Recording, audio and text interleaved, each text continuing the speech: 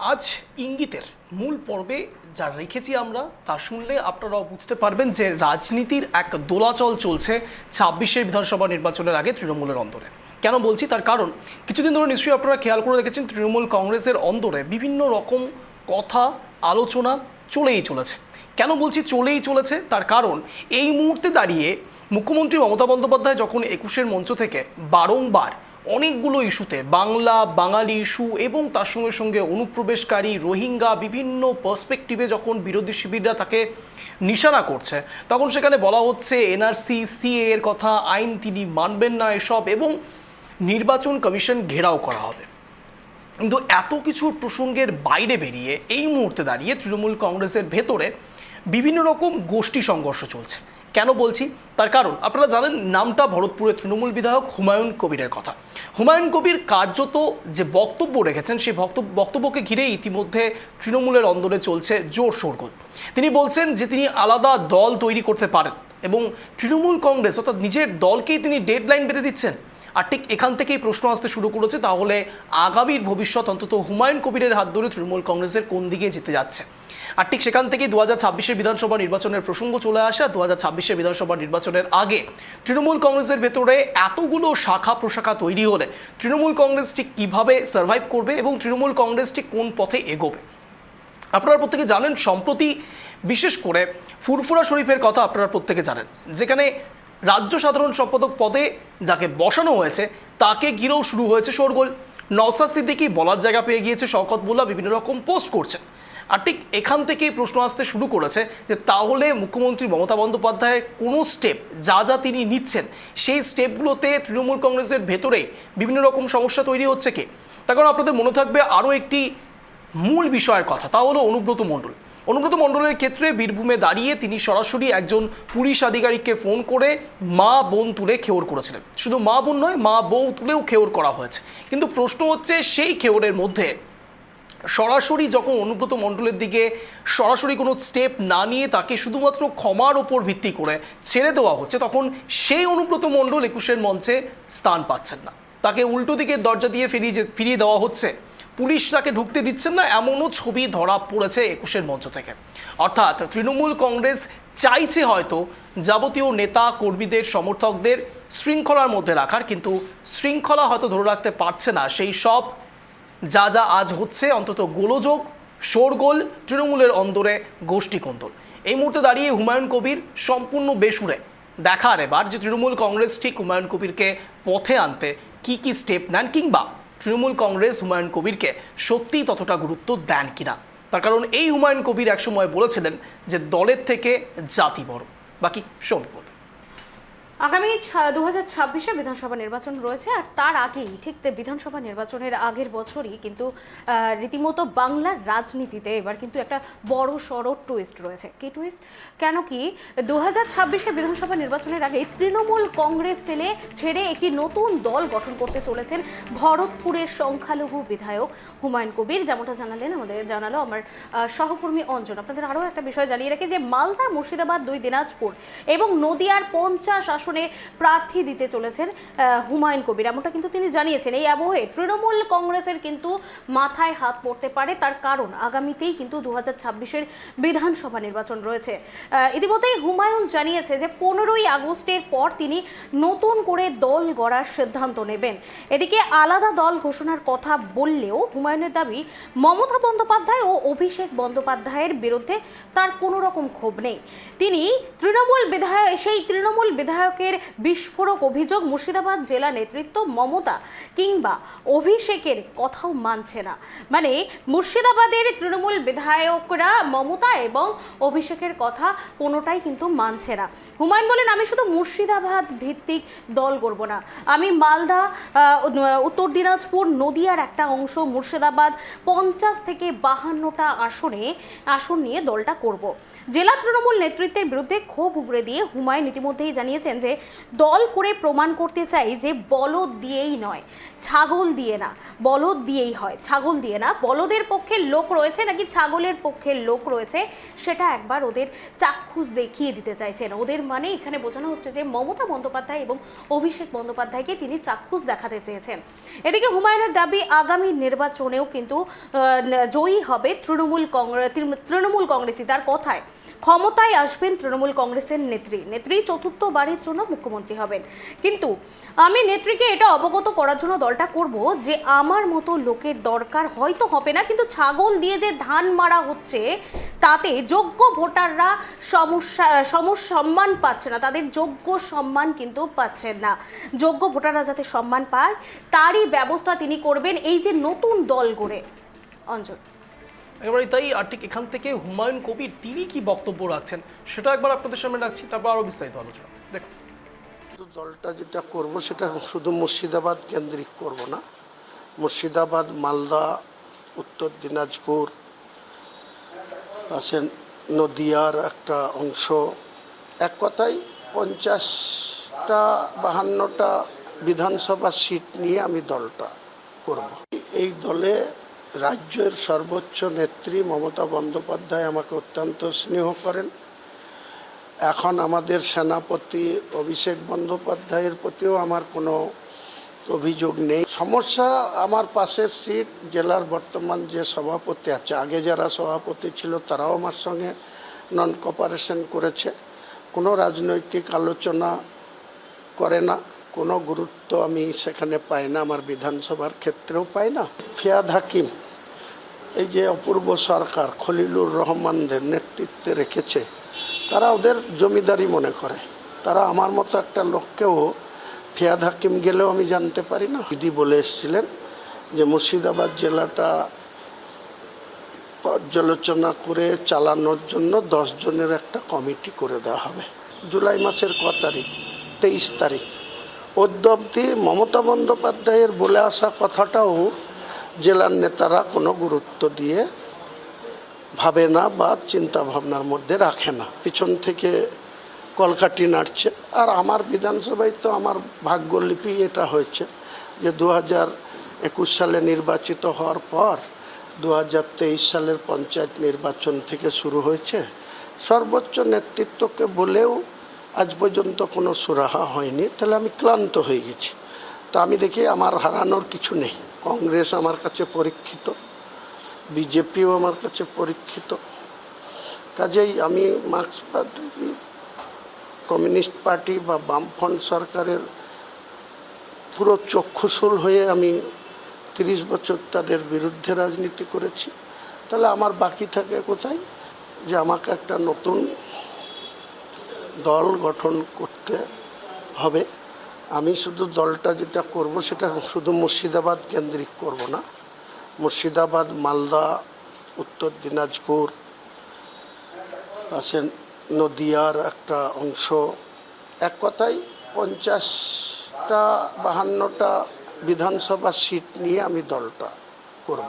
একটা গ্রামগঞ্জে একটা কথা আছে, প্রবাদ বাক্য আছে যে মানুষের যেখানে চাষ করতে গেলে যেটা শক্ত বলদ দরকার, সেই বলদ আমরা আছি, সেই বলদদের কোনো গুরুত্ব না দিয়ে ছাগল দিয়ে ধান মারা হচ্ছে মুর্শিদাবাদ জেলায়। তো সেই বলদদের পক্ষে লোক আছে না ছাগলদের পক্ষে লোক আছে মুর্শিদাবাদ জেলায়, সেটা একবার এনাদেরকে চাক্ষুষ করানোর দরকার। মুসলিম ভাঙতে চাইছি না। তৃণমূল কংগ্রেসের নেত্রী চতুর্থবারের জন্য মুখ্যমন্ত্রী হবেন, কিন্তু আমি নেত্রীকে এটা অবগত করানোর জন্য আমি দলটা করব। ছাগল দিয়ে যে ধান মারা হচ্ছে মুর্শিদাবাদ, মালদা, দিনাজপুর, সেই সব জায়গার যোগ্য ভোটাররা যাতে যোগ্য সম্মান পায় নেত্রীর কাছে, তার উন্নয়নের ঠিকমতো ইচ্ছা পায় বা অংশ পায়, সেটা মানে তাদের দাবিকে। হুমায়ুন কবির তিনি তার বক্তব্যে স্পষ্ট করে দিলেন যে তৃণমূল কংগ্রেসকে তিনি কিছু বোঝাতে চাইছেন। এবার প্রশ্ন হচ্ছে কি বোঝাতে চাইছে, কেন বোঝাতে চাইছে? আপনাদের মনে থাকবে তৃণমূল কংগ্রেসের সঙ্গে হুমায়ুন কবিরের দূরত্ব দীর্ঘদিন ধরে বেড়েই চলেছে। কিছুদিন আগে আপনাদের সামনে একটি ফুটেজ রেখেছিলাম যেখানে তৃণমূল কংগ্রেসের পক্ষে হুমায়ুন কবির যেমন বক্তব্য রাখছেন, একই সঙ্গে তৃণমূল কংগ্রেসের ভেতরে আরও এক ব্লক সভাপতিকেও একইভাবে নিশানা করেছে হুমায়ুন কবির। অর্থাৎ সেই ব্লক সভাপতির ক্ষেত্রে ব্লক সভাপতিকে পরিবর্তন করে দেওয়ার কথা তিনি নাকি অভিষেক বন্দ্যোপাধ্যায়কে বলেছিলেন, কিন্তু অভিষেক বন্দ্যোপাধ্যায় বলেছিলেন যে হ্যাঁ চেঞ্জ করে দেওয়া হবে, কিন্তু পরবর্তীকালে আর চেঞ্জ করা হয়নি, পরিবর্তন করা হয়নি। এই বিষয় নিয়েও কিছুটা ক্ষোভ প্রকাশ করেছিলেন হুমায়ুন কবির, ভরতপুরের তৃণমূল বিধায়ক। কিন্তু প্রশ্ন হচ্ছে, এই এত কিছু তিনি যে বলছেন তার বিরুদ্ধে এখনও পর্যন্ত তৃণমূল কংগ্রেসের উচ্চ নেতৃত্বের পক্ষ থেকে কোনো স্টেটমেন্ট সেভাবে পাওয়া যাচ্ছে না। না অভিষেক বন্দ্যোপাধ্যায়, না মমতা বন্দ্যোপাধ্যায়, না সুব্রত বক্সী, না ফিরহাদ হাকিম, কারো থেকে কোনো বক্তব্য এখনও পর্যন্ত পাওয়া যায়নি। তাই প্রশ্ন হচ্ছে, হুমায়ুন কবির যা বলতে চাইছেন বা করতে চাইছেন সেক্ষেত্রে তৃণমূল কংগ্রেস ঠিক কীভাবে স্টেপ নেবেন বা পদক্ষেপ করবেন। আর ঠিক এখান থেকেই প্রশ্ন আসতে শুরু করেছে, হুমায়ুন কবির সত্যি কি পরবর্তীকালে দল তৈরি করবেন, নাকি শুধুমাত্র তৃণমূল কংগ্রেস নিজের দলকে একটু চাপে রাখতে চাইছে যেন হুমায়ুন কবির তার উপযুক্ত জায়গাটা পায়। কিন্তু প্রশ্ন হচ্ছে, তিনি তো উপযুক্ত জায়গাতে রয়েছেন, ভরতপুরে তৃণমূল বিধায়ক হিসেবে তিনি অলরেডি কাজ করছেন, তাহলে আর আলাদা করে কোন পদক্ষেপ কিংবা আর আলাদা করে কোন পদ চাইছেন তিনি? অন্তত তিনি বোঝাতে হয়তো পারছেন না দলকে। কিন্তু প্রশ্ন, তৃণমূল কংগ্রেস পরবর্তীকালে যে ব্লক সভাপতির প্রসঙ্গ বারংবার হুমায়ুন কবির তুলছেন, সে বিষয়ে কি সত্যি অবগত থাকছেন না, কিংবা অবগত থাকলেও সে বিষয়ে কেন পদক্ষেপ করছেন না মমতা বন্দ্যোপাধ্যায় থেকে শুরু করে অভিষেক বন্দ্যোপাধ্যায়? এবার প্রশ্ন, ঠিক এতগুলো জল্পনা যখন চলছে তখন অনেকগুলো রাজনৈতিক প্রেক্ষাপটও তৈরি হচ্ছে বাংলার বুকে। হুমায়ুন কবির তার রাজনৈতিক ইতিহাস একবার আপনাদের সামনে রাখছি, তারপর আরও বিষয়টি বিস্তারিত আপনারা বুঝতে পারবেন। দেখুন,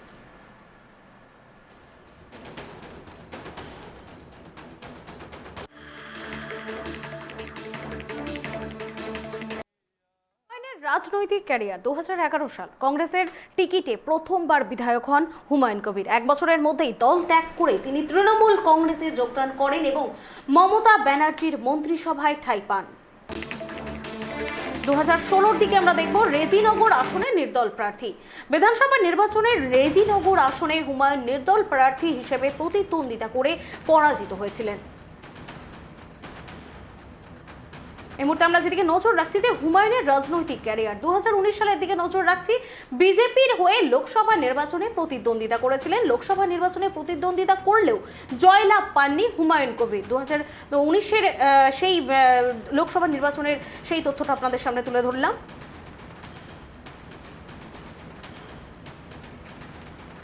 2021 তৃণমূল কংগ্রেসে প্রত্যাবর্তন। হুমায়ুন কবিরের রাজনৈতিক ক্যারিয়ারে 2021-এ তিনি তৃণমূল কংগ্রেসে প্রত্যাবর্তন করেছিলেন। 2021-এর নির্বাচনের আগে হুমায়ুন তৃণমূল কংগ্রেসে যোগদান করেন এবং ভরতপুর আসন থেকে লড়ার জন্য তিনি টিকিট পেয়েছিলেন।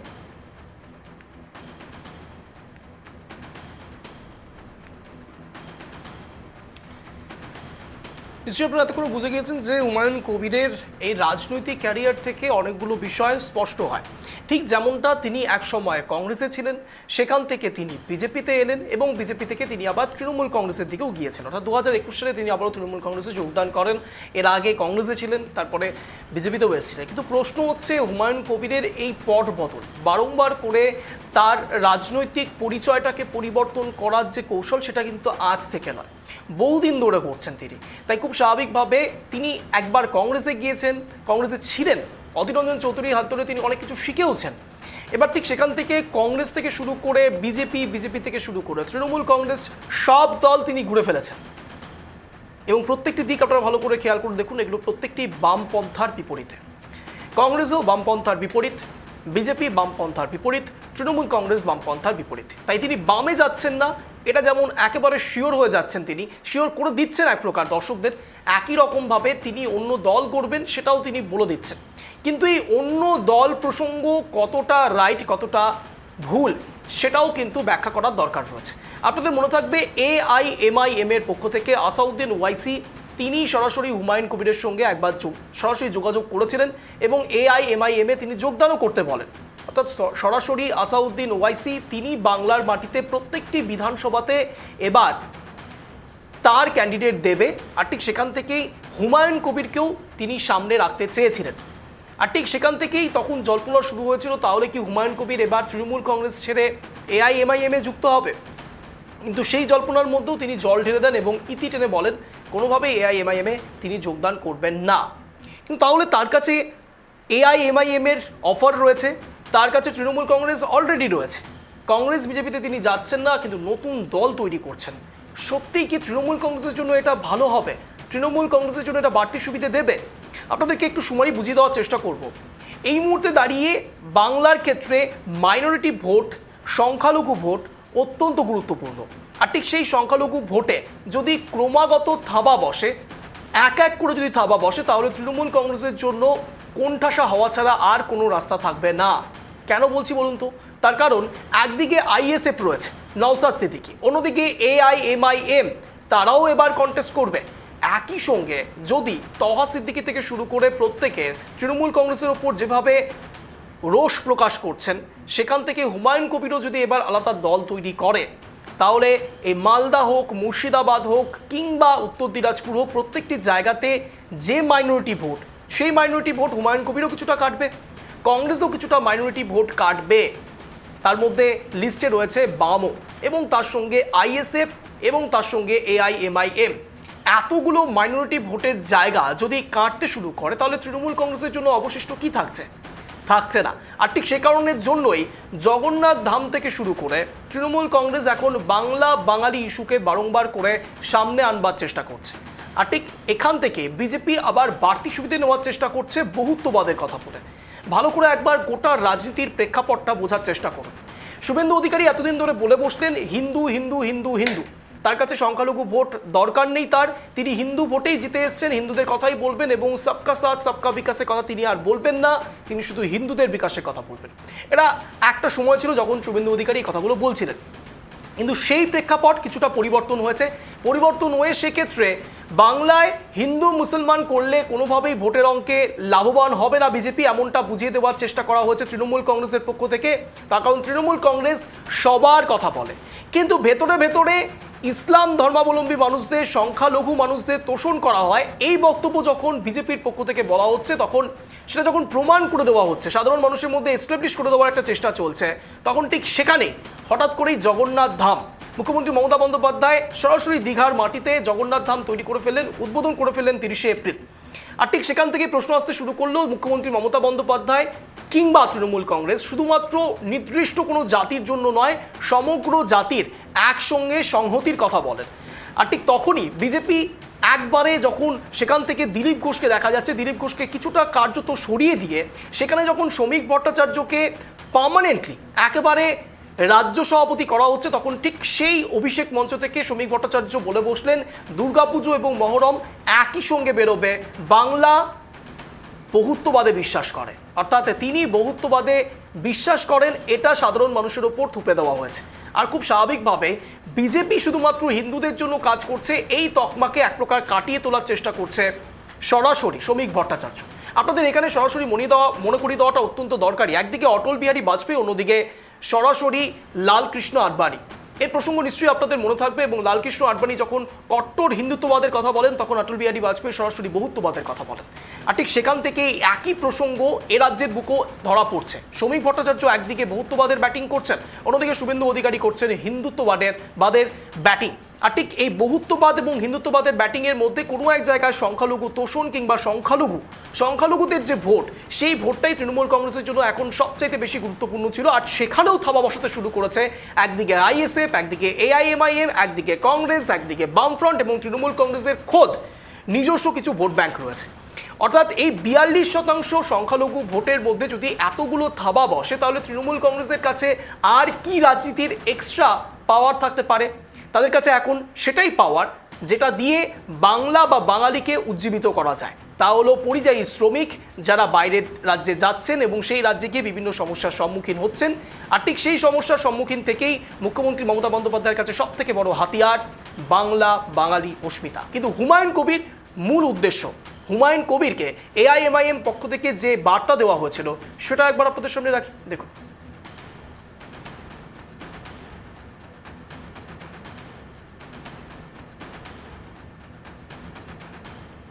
সরাসরি হুমায়ুন কবির তার বক্তব্য, আরও একটি বক্তব্য আপনাদের সামনে রাখবো, যেখানে সরাসরি এক সময় AIMIM এর পক্ষ থেকেও বার্তা দেওয়া হয়েছিল এবং তার সঙ্গে হুমায়ুন কবির তিনি ঠিক কি বলেছিলেন সেটাও একবার আপনাদের সামনে রাখা দরকার। দেখুন, তৃণমূল কংগ্রেসের বিধায়ক রূপে আমি এটা বলেছি যে তৃণমূল কংগ্রেস করার অধিকারটা যদি আমার কাছ থেকে ছিনিয়ে নেওয়া হয়, কেড়ে নেওয়া হয়, তাহলে আমি সম্পূর্ণ নতুন দল গঠন করব, সেটা 2026-এর ভোটের আগে।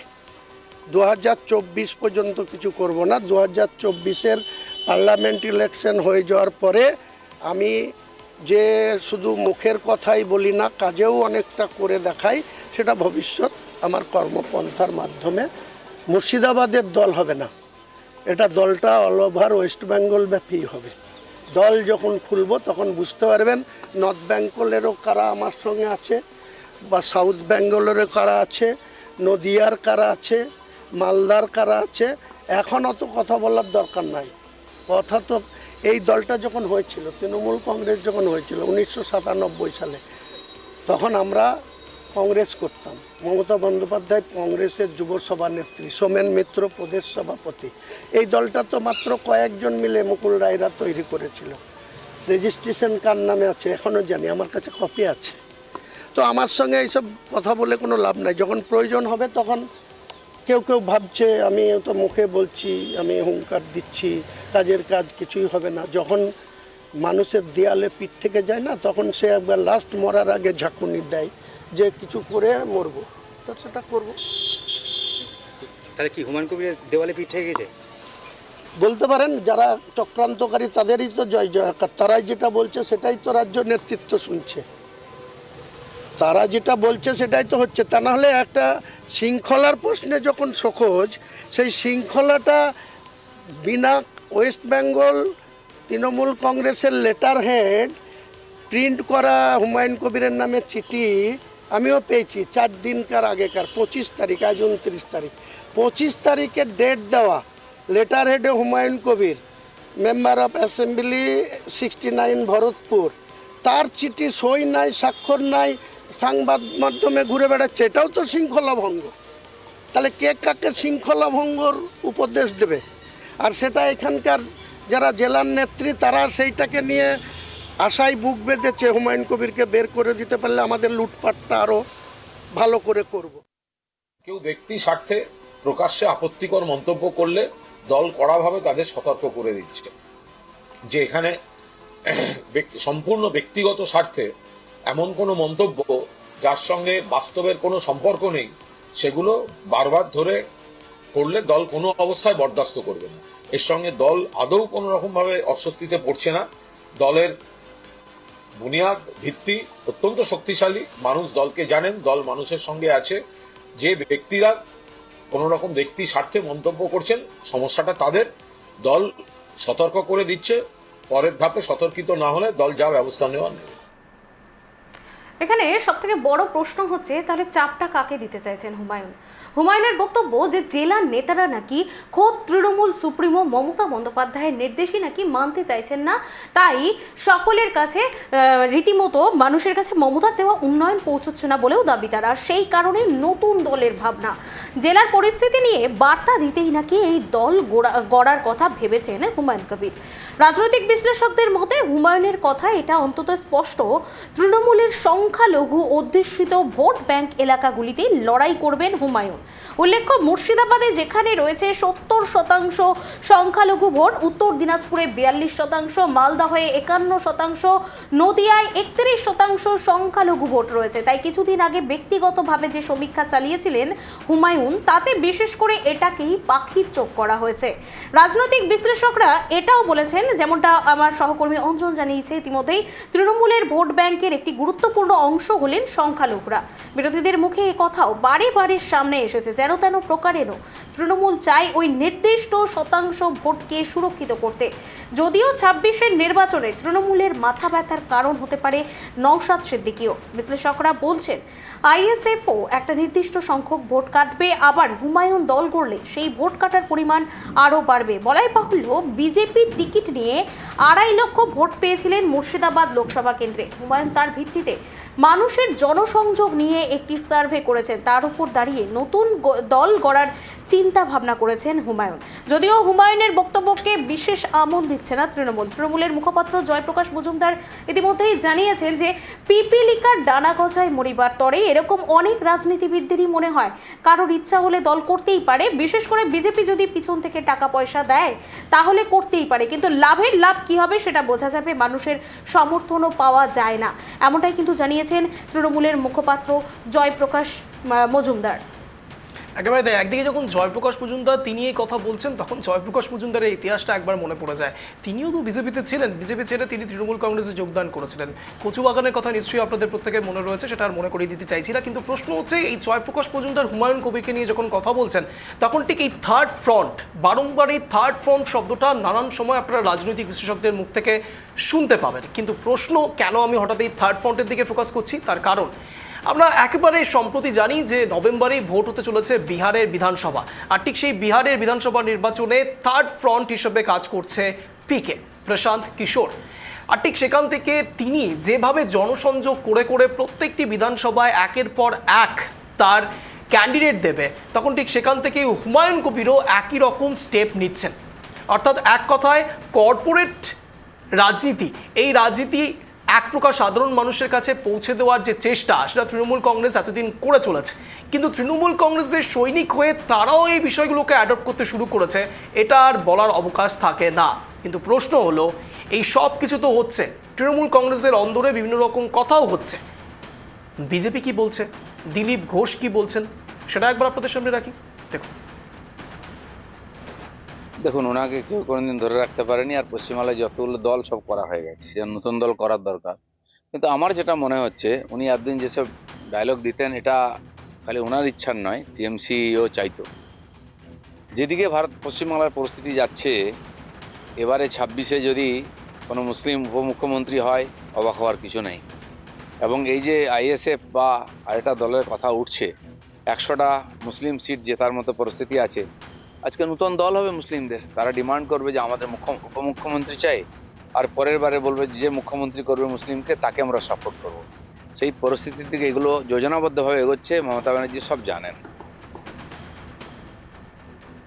শুনতে পেলেন দিলীপ ঘোষ, তিনি স্পষ্টত বলে দিলেন যে হুমায়ুন কবির দল করতেই পারেন, পরবর্তীকালে উপমুখ্যমন্ত্রী পদে কোনো সংখ্যালঘু কাউকে দেখলে পরে অবাক হওয়ার কিছু নেই। এটা ঠিক কোন দিকে বার্তা দেওয়ার চেষ্টা করলেন দিলীপ ঘোষ, সেটা আমরা জানি না। কিন্তু প্রশ্ন একটি জায়গাতে রয়েছে, তা হলো দিলীপ ঘোষের বক্তব্যকে কতটা এখন এই পর্যায়ে রাজনীতিতে ধরা যায়। তার কারণ তিনি অনেক কিছুই বক্তব্য রাখেন, কিন্তু সেই বক্তব্যগুলো কতটা সাধারণ মানুষ এখন নিচ্ছেন, সেটাও একটা বড়সড় প্রশ্ন রয়েছে। আর ঠিক এখান থেকেই প্রশ্ন যে দিলীপ ঘোষ তিনি হুমায়ুন কবির প্রসঙ্গে একরকম কথা বলছেন। দিলীপ ঘোষ নিজের স্বয়ং একসময় রব উঠে গিয়েছিল যে তিনি তৃণমূল কংগ্রেসে যোগদান করবেন নাকি করবেন না, আর যদি না করেন তাহলে তিনি বিজেপিতে হয়তো থাকবেন না, তিনি হয়তো অন্য কোনো দলে, কিংবা অন্য কোনো দল বলতে নিজেরই কোনো দল তৈরি করবেন। অর্থাৎ একই রকম প্রেক্ষাপটের দুজন মানুষ, একদিকে দিলীপ ঘোষ, অন্যদিকে হুমায়ুন কবির, প্রত্যেকেই দলের বিরুদ্ধে সম্পূর্ণ না বললেও দলের প্রতি তারা আস্থা হারাচ্ছে, অসন্তোষ প্রকাশ করছে, সেটা কখনো ছলে বলে কৌশলে বুঝিয়ে দেওয়ার চেষ্টা করেছেন। এই সমস্ত বিষয় নিয়ে ফিরবো আবারও রাজনীতির প্রেক্ষাপট নিয়ে, কিন্তু সময় এখন একটা ছোট্ট বিরতির। ফিরছি বিরতির পর, কোথাও যাবেন না, দেখতে থাকুন tribe TV Bangla, prime time ইঙ্গিত। ফিরলাম বিরতির পর। আপনারা শুনছিলেন হুমায়ুন কবিরের রাজনৈতিক ইতিহাস এবং তার সঙ্গে রাজনৈতিক ভবিষ্যৎ, এই দুটো প্রসঙ্গেই তৃণমূল কংগ্রেসের উপর ঠিক কী প্রভাব পড়তে পারে তার একটি আত্মবিশ্লেষণ। আর ঠিক এখান থেকে এই আত্মবিশ্লেষণ আমরা করছি না, এই বিশ্লেষণ সরাসরি করছে স্বয়ং হুমায়ুন কবির। তিনি বুঝে দেওয়ার চেষ্টা করছেন, কখনো বলদ কিংবা ছাগলের সম্পর্ক বেঁধে, কখনো সমীকরণ বুঝে দেওয়ার চেষ্টা করছেন, কখনো বা বুঝে দেওয়ার চেষ্টা করছেন যে তিনি সত্যিই দল থেকে ছেড়ে গেলে তৃণমূল কংগ্রেসে কিছু যায় না আসলেও প্রসঙ্গক্রমে তারা বুঝে যাবে যে ছাগল দিয়ে হাল চাষ হয় না, এটা তিনি বুঝিয়ে দেওয়ার চেষ্টা করছেন। কিন্তু আবারও কথা প্রসঙ্গে বলতে হয় যে রাজনীতিতে এই মুহূর্তে দাঁড়িয়ে তৃণমূল কংগ্রেসে বিশেষ করে হুমায়ুন কবিরের কতটা অবদান রয়েছে। আপনারা প্রত্যেকে জানেন, বিভিন্ন সময় হুমায়ুন কবির রাজনৈতিক কথা প্রসঙ্গে, বিশেষ করে মুর্শিদাবাদ, বহরমপুর, এই সব এরিয়ার মাঝে তার বেস রয়েছে। সে যথেষ্ট পরিমাণে সাধারণ মানুষকে একত্রিত করতে পারে, এই মেসেজ, এই বার্তা তিনি অনেকবার বোঝানোর চেষ্টা করেছেন, বুঝিয়েছেন। অধীর রঞ্জন চৌধুরীর কথা প্রসঙ্গেও তিনি নানান রকম প্রশ্ন তুলেছেন। আর ঠিক সেখান থেকেই প্রশ্ন হলো, হুমায়ুন কবির ঠিক পরবর্তীকালে কী স্টেপ সত্যি নেন, কিংবা কোন জায়গায় তিনি থমকে থাকেন? 26-এর ভোটে লড়বেন মমতার বিরুদ্ধেই এমনও অনেক মহিষীকে সামনে দেখা যাচ্ছে। তারা আসবেন, লড়াই করবেন। তৃণমূল রাজ্য নেতৃত্বকে 15ই আগস্টের ডেডলাইন দিয়ে দেওয়া হয়েছে হুমায়ুন কবিরের পক্ষ থেকে। 26-এর ভোটে লড়বেন মমতার বিরুদ্ধেই এমনই যখন বলছেন, তখন প্রশ্ন উঠে আসছে যে তৃণমূল কংগ্রেস এই বিষয়টিকে ঠিক কিভাবে নেবে। দেখুন, জয়প্রকাশ মজুমদার তার বক্তব্য রাখলেও তৃণমূলের উচ্চ নেতৃত্ব সেভাবে এখনও পর্যন্ত হুমায়ুন কবির কথা প্রসঙ্গে কোনো বক্তব্য রাখেননি। হুমায়ুন বিদ্রোহী হচ্ছেন ঠিকই, কিন্তু হুমায়ুন বিদ্রোহী হতে চাইছেন নাকি তৃণমূল কংগ্রেসের নিজের গুরুত্ব বাড়াতে চাইছেন, এটাই এখন লাখ টাকার প্রশ্ন। তৃণমূল কংগ্রেসের এই ক্ষেত্রে আরও একটা বিষয় অত্যন্ত গুরুত্বপূর্ণ, সেটাও একবার আপনাদের সামনে রাখবো, যেখানে হুমায়ুন কবির স্পষ্টত একবার বুঝিয়ে দিয়েছিলেন তার কাছে দলের থেকে আগে বড় তার জাত, তার জাতি। দেখা কিন্তু তাই বলে আমার জাতিকে আক্রমণ করবে আমি বলবো না। আমার কাছে আগে দল না, আগে আমার জাতি। আপনি লিখে দেন, আমি ওসব পরোয়া করি না। আমার জাতিকে অ্যাটাক করবে আর আমি শুভেন্দুকে ছেড়ে দেবো? কিন্তু তাই বলে আমার জাতিকে আক্রমণ করবে আমি বলবো না। আমার কাছে আগে দল না, আগে আমার জাতি। আপনি লিখে দেন, আমি ওসব পরোয়া করি না। আমার জাতিকে অ্যাটাক করবে আর আমি শুভেন্দুকে ছেড়ে দেবো? কিন্তু তাই বলে আমার জাতিকে আক্রমণ করবে আমি বলবো না। আমার কাছে আগে দল না, আগে আমার জাতি। আপনি লিখে দেন, আমি ওসব পরোয়া করি না। আমার জাতিকে অ্যাটাক করবে আর আমি শুভেন্দুকে ছেড়ে দেবো? কিন্তু তাই বলে আমার জাতিকে আক্রমণ করবে আমি বলবো না। আমার কাছে আগে দল না, আগে আমার জাতি। আপনি লিখে দেন, আমি ওসব পরোয়া করি না। আমার জাতিকে অ্যাটাক করবে আর আমি শুভেন্দুকে ছেড়ে দেবো? কিন্তু তাই বলে আমার জাতিকে আক্রমণ করবে আমি বলবো না। আমার কাছে আগে দল না, আগে আমার জাতি। আপনি লিখে দেন, আমি ওসব পরোয়া করি না। আমার জাতিকে অ্যাটাক করবে আর আমি শুভেন্দুকে ছেড়ে দেবো? কিন্তু তাই বলে আমার জাতিকে আক্রমণ করবে আমি বলবো না। আমার কাছে আগে দল না, আগে আমার জাতি। আপনি লিখে দেন, আমি দলটা যেটা করব সেটা শুধু মুর্শিদাবাদ কেন্দ্রিক করব না। মুর্শিদাবাদ, মালদা, উত্তর দিনাজপুর, আছেন নদিয়ার একটা অংশ, এক কথায় 50টা 52টা বিধানসভা সিট নিয়ে আমি দলটা করব। এই দলে রাজ্যের সর্বোচ্চ নেত্রী মমতা বন্দ্যোপাধ্যায় আমাকে অত্যন্ত স্নেহ করেন। এখন আমাদের সেনাপতি অভিষেক বন্দ্যোপাধ্যায়ের প্রতিও আমার কোনো অভিযোগ নেই। সমস্যা আমার পাশের সিট জেলার বর্তমান যে সভাপতি আছে, আগে যারা সভাপতি ছিল তারাও আমার সঙ্গে নন কোঅপারেশন করেছে, কোনো রাজনৈতিক আলোচনা করে না, কোনো গুরুত্ব আমি সেখানে পাই না, আমার বিধানসভার ক্ষেত্রেও পাই না। ফিয়াদ হাকিম, এই যে অপূর্ব সরকার খলিলুর রহমানদের নেতৃত্বে রেখেছে, তারা ওদের জমিদারি মনে করে। তারা আমার মতো একটা লোককেও, ফিয়াদ হাকিম গেলেও আমি জানতে পারি না। দিদি বলে এসেছিলেন যে মুর্শিদাবাদ জেলাটা পর্যালোচনা করে চালানোর জন্য 10 জনের একটা কমিটি করে দেওয়া হবে। জুলাই মাসের 23 তারিখ অদ্যাবধি মমতা বন্দ্যোপাধ্যায়ের বলে আসা কথাটাও জেলার নেতারা কোনো গুরুত্ব দিয়ে ভাবে না বা চিন্তা ভাবনার মধ্যে রাখে না, পিছন থেকে কলকাঠি নাড়ছে। আর আমার বিধানসভায় তো আমার ভাগ্যলিপি এটা হয়েছে যে 2021 সালে নির্বাচিত হওয়ার পর 2023 সালের পঞ্চায়েত নির্বাচন থেকে শুরু হয়েছে। সর্বোচ্চ নেতৃত্বকে বলেও আজ পর্যন্ত কোনো সুরাহা হয়নি। তাহলে আমি ক্লান্ত হয়ে গেছি। তো আমি দেখি আমার হারানোর কিছু নেই। কংগ্রেস আমার কাছে পরীক্ষিত, বিজেপিও আমার কাছে পরীক্ষিত। কাজেই আমি মার্ক্সবাদী কমিউনিস্ট পার্টি বা বামফ্রন্ট সরকারের পুরো চক্ষুশূল হয়ে আমি 30 বছর তাদের বিরুদ্ধে রাজনীতি করেছি। তাহলে আমার বাকি থাকে কোথায়, যে আমাকে একটা নতুন দল গঠন করতে হবে। আমি শুধু দলটা যেটা করব সেটা শুধু মুর্শিদাবাদ কেন্দ্রিক করব না। মুর্শিদাবাদ, মালদা, উত্তর দিনাজপুর, আছেন নদিয়ার একটা অংশ, এক কথায় 50টা 52টা বিধানসভা সিট নিয়ে আমি দলটা করব। একটা গ্রামগঞ্জে একটা কথা আছে, প্রবাদ বাক্য আছে যে মানুষের যেখানে চাষ করতে গেলে যেটা শক্ত বলদ দরকার, সেই বলদ আমরা আছি, সেই বলদদের কোনো গুরুত্ব না দিয়ে ছাগল দিয়ে ধান মারা হচ্ছে মুর্শিদাবাদ জেলায়। তো সেই বলদের পক্ষে লোক আছে না ছাগলদের পক্ষে লোক আছে মুর্শিদাবাদ জেলায়, সেটা একবার এনাদেরকে চাক্ষুষ করানোর দরকার আছে। মুসলিম ভোট ভাঙতে চাইছি না, তৃণমূল কংগ্রেসের নেত্রী ক্ষমতায় আসবে, নেত্রী চতুর্থবারের জন্য মুখ্যমন্ত্রী হবেন, কিন্তু আমি নেত্রীকে এটা অবগত করানোর জন্য আমি দলটা করব। ছাগল দিয়ে যে ধান মারা হচ্ছে মুর্শিদাবাদ, মালদা, দিনাজপুর, সেই সব জায়গার যোগ্য ভোটাররা যাতে যোগ্য সম্মান পায় নেত্রীর কাছে, তার উন্নয়নের ঠিকমতো ইচ্ছা পায় বা অংশ পায়, সেটা মানে তাদের দাবিকে।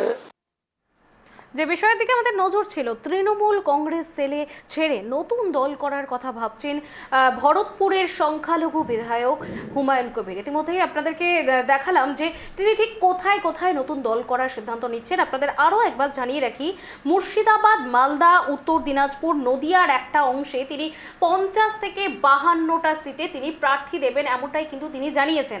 জেলা তৃণমূল নেতৃত্বের বিরুদ্ধে ক্ষোভ উগরে দিয়ে হুমায়ুন বলেছেন, দল করে প্রমাণ করতে চাই চাষ বলদ দিয়েই হয়, ছাগল দিয়ে নয়। বলদের পক্ষে লোক রয়েছে নাকি ছাগলের পক্ষে রয়েছে, সেটা একবার ওদের চাক্ষুষ দেখানোর দরকার রয়েছে। ওদের অর্থাৎ মানে এখানে ওদের বলতে বোঝানো হয়েছে তৃণমূল সুপ্রিমো মমতা বন্দ্যোপাধ্যায় এবং অভিষেক বন্দ্যোপাধ্যায়কে। তিনি ওদেরকে এখানে চাক্ষুষ দেখানোর কথা বলেছেন। এদিকে হুমায়ুনের দাবি, আগামী নির্বাচনেও জয়ী হবে তৃণমূল কংগ্রেস। তিনি মমতা বন্দ্যোপাধ্যায়ের দিকে আঙুল তুলেছেন যে তিনি জয়ী হবেন, এবার নেত্রী চতুর্থবারের জন্য মুখ্যমন্ত্রী হবেন, কিন্তু আমি নেত্রীকে এটা অবগত করাবো যে দলটা করব যে আমার মতো লোকের দরকার হয়তো নাও হতে পারে, কিন্তু ছাগল দিয়ে যে ধান মারা হচ্ছে তাতে যোগ্য ভোটার সম্মান পাচ্ছেন না। যোগ্য ভোটাররা যাতে সম্মান পায় তার জন্যই নাকি এই ব্যবস্থা তিনি নিচ্ছেন, তার জন্যই নাকি নতুন করে আরেকটি দল গড়ার কথা তিনি 15ই আগস্টের পর সেই সিদ্ধান্তের কথা তিনি জানাবেন বলছেন। অঞ্জন, একেবারে তাই, একেবারে সিট তুলে তিনি বুঝিয়ে দেওয়ার চেষ্টা করছেন 50টি সিট এবং তার সমীকরণ ঠিক কী হবে, এই সবটা তৃণমূল কংগ্রেসের কাছে হয়তো বার্তা হিসাবে তিনি তুলে ধরতে চাইছেন এবং বুঝিয়ে দিচ্ছেন। কিন্তু প্রশ্ন হচ্ছে, মালদা, মুর্শিদাবাদ, উত্তর দিনাজপুর কিংবা নদিয়াই কেন, বাকি জায়গা নয় কেন? আপনাদেরকে একটু বুঝিয়ে দেওয়ার চেষ্টা করব যে বিহারের বিধানসভা নির্বাচনের ক্ষেত্রে এই মুহূর্তে দাঁড়িয়ে নির্বাচন কমিশন স্যার প্রক্রিয়া চালাচ্ছেন, SIR, আর ঠিক সেই প্রক্রিয়াতে ভোটার তালিকা সংশোধন চলছে। ভোটার তালিকা সংশোধন থেকে ইতিমধ্যে লাস্ট আপডেট অনুসারে 52 লক্ষ ভোটার তাদের নাম কাটা গিয়েছে। তার কারণ কেউ কেউ এর মধ্যে মৃত, যারা সরাসরি মারা গিয়েছেন তাদের নামও তালিকায় রয়েছেন, কিংবা ডুপ্লিকেট ভোটার কিংবা শিফটিং ভোটার। অর্থাৎ আমি এখানে রয়েছি, আমি অন্য এক রাজ্যে গেলাম, সেই রাজ্যে গিয়ে সেখানে আমি নাম লিখিয়ে ফেলেছি, কিন্তু আমার এই রাজ্যের ভোটার তালিকায় এখনও নাম রয়েছে, সেই ভোটার তালিকা অনুসারে কে ভোট দিচ্ছে আমরা জানতে পারছি না। অর্থাৎ এই প্রসঙ্গে বিহারে 52 লক্ষ ভোটার তাদের নাম ইতিমধ্যে ভোটার তালিকা থেকে সরেছে। এবার এই যাবতীয় বিষয় বাংলার বুকেও ধীরে ধীরে প্রভাব পড়তে শুরু করেছে এবং প্রত্যেকটি সীমান্তবর্তী এলাকায় ইতিমধ্যেই ভোটার তালিকায় নিজেদের নাম তোলার হিড়িক বেড়ে গিয়েছে।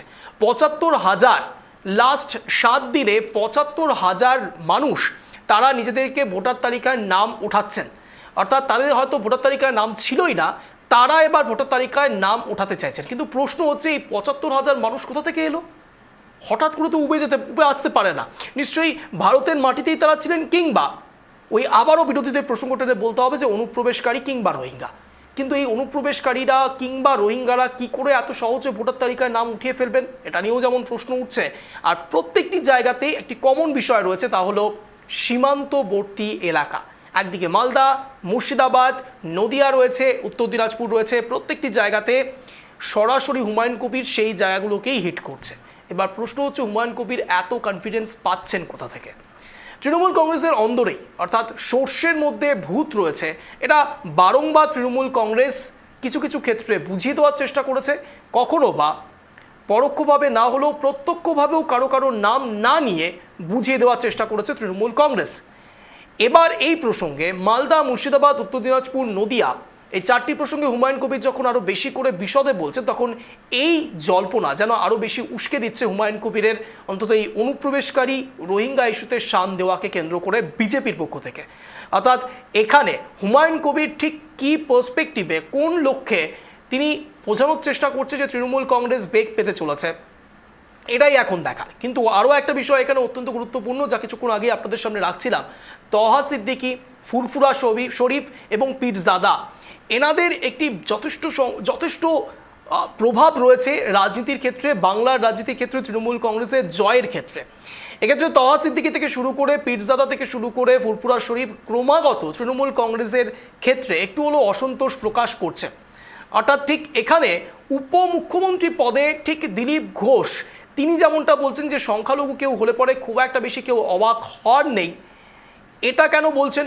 তার কারণ আপনারা সবাই জানেন যে সংখ্যালঘুর এই ভোট ব্যাংকিংয়ের বিষয়টি বারংবার তৃণমূল কংগ্রেসকে যেমন নিশানা করা হয়েছে, মুখ্যমন্ত্রী মমতা বন্দ্যোপাধ্যায় তো রয়েছেন, স্বরাষ্ট্র দপ্তর থেকে শুরু করে বিশেষ করে আপনারা প্রত্যেকে জানেন 35টি ডিপার্টমেন্ট পুরোপুরি মুখ্যমন্ত্রী মমতা বন্দ্যোপাধ্যায়ের হাতে।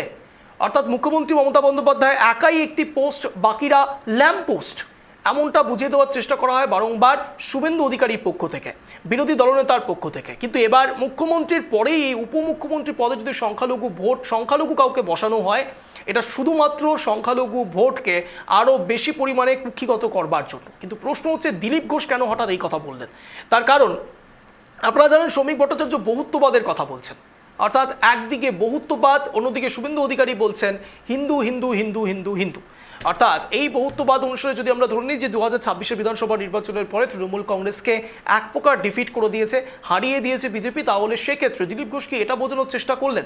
তাহলে কি তিনি জাতীয় নেতৃত্বের সঙ্গে অলরেডি কথা বলে ফেলেছেন? তাদের কি আগে থেকে লিস্ট তৈরি করা রয়েছে যে মুখ্যমন্ত্রী হলে কে হবেন কিংবা উপমুখ্যমন্ত্রী হলে কে হবেন? তার কারণ দিলীপ ঘোষ তিনি তার ভবিষ্যৎবাণীতে নানান সময় নানান কিছু বলেছেন। ঠিক যেমনটা কিছুদিন আগে 21শে জুলাইয়ের মঞ্চ থেকে তিনি বলেছেন যে 21শে জুলাইয়ের মঞ্চে তিনি থাকবেন, এমনটা তিনি এক প্রকার প্রকাশ করেছিলেন। কিন্তু 21শে জুলাইয়ের মঞ্চ মানে সবাই ভেবেছিল নিশ্চয়ই তৃণমূল কংগ্রেসের মঞ্চে তাকে দেখা যাবে, না হলে উত্তরকন্যা অভিযানে তাকে দেখা যাবে, কিন্তু না, দুটোর কোনোটাই হয়নি। তিনি উল্টে সরাসরি খড়গপুরের একটি জায়গাতে গিয়ে সেখানে এক প্রকার দেবকে তুলোধনা করেছেন। তাকে 21শের মঞ্চে দেখা গিয়েছে ঠিকই, কিন্তু কোনোটাই সেভাবে প্রভাব ফেলতে পারেনি। তাই দিলীপ ঘোষের বক্তব্য কতটা ধরা যায় কিংবা ভবিষ্যৎবাণী কতটা এক্স্যাক্ট হয়, কতটা সঠিক হয়, এটা নিয়ে যেমন একটা দ্বন্দ্ব রয়েছে, একটা যথেষ্ট জল্পনা রয়েছে, ঠিক একই রকমভাবে নেহাত ফেলেও দেওয়া যায় না। ওই যেমনটা 21শের মঞ্চের বিশ্লেষণ আপনাদের সামনে রাখলাম, ঠিক একই রকমভাবে যদি হুমায়ুন কবিরের এই মুহূর্তে দাঁড়িয়ে 4টি জায়গাকে শুধুমাত্র সেন্ট্রালাইজ করার যে চেষ্টা, যে 4টে জায়গাতেই শুধুমাত্র তিনি লড়বেন, এটাও কোনো এক জায়গায় দিলীপ ঘোষ এবং হুমায়ুন কবিরের সমীকরণকে অনেকটা মিলিয়ে দিচ্ছে। আমরা বুঝতে পারছি না ঠিকই যে এই মুহূর্তে দাঁড়িয়ে তৃণমূল কংগ্রেস ঠিক কী স্টেপ নেবেন, পদক্ষেপ করবেন, কিন্তু এটা একেবারে বোঝা যাচ্ছে যে তৃণমূল কংগ্রেসের ভোট পার্সেন্টেজ, ভোট ব্যাংক কোনো এক জায়গায় একটু হলেও কমবে যদি হুমায়ুন কবির এই 4টি জায়গাকে টার্গেট করে। সবই ইতিমধ্যে যে খবরের দিকে নজর ছিল আমাদের, যে ইতিমধ্যে যে 15ই আগস্টের পর জানা যাবে যে হুমায়ুন কবির ঠিক কি নতুন দল গঠন করছেন, বা যদিও বা করেন 2026-এর নির্বাচনে এর ঠিক কি প্রভাব পড়তে চলেছে, এখন কিন্তু সেদিকেই 15 আগস্টের দিকেই কিন্তু আমাদের নজর থাকবে। একেবারে তাই। আজকের মতো এই ইঙ্গিত এতদূর পর্যন্তই ছিল। বাকি যাবতীয় আপডেট পেতে নজর রাখুন ট্রাইব টিভি বাংলার পর্দা, আর প্রতিদিন নজর রাখুন বিকেল 4:57 শুধুমাত্র ট্রাইব টিভি বাংলার পর্দায় প্রাইম টাইম ইঙ্গিতে। নমস্কার।